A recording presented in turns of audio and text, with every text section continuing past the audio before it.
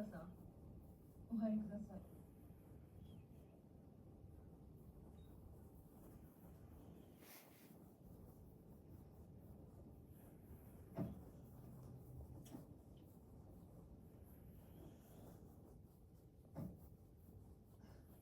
驚きました。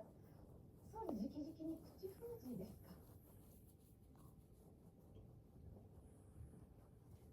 ここまでするってことは、やっぱり娘さんに何か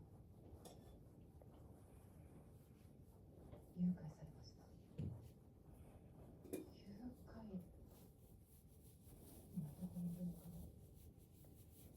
犯人の正体も分かっていません。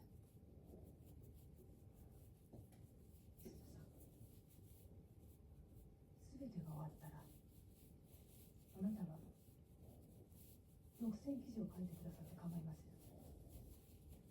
ですがそれまではこの件世間に出すのを控えていただきたい。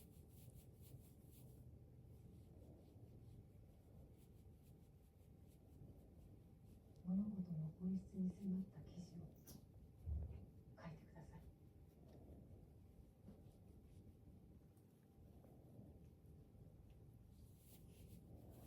娘さんのご無事を祈ってます。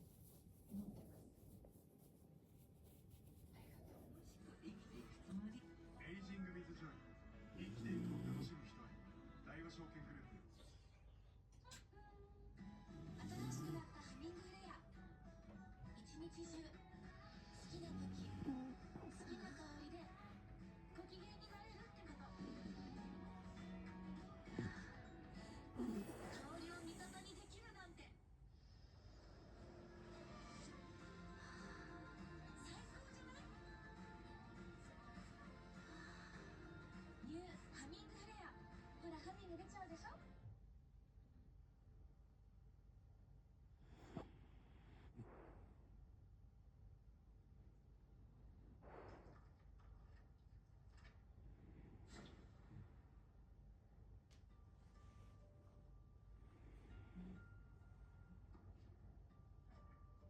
しんちゃん、これ何のアプリなの？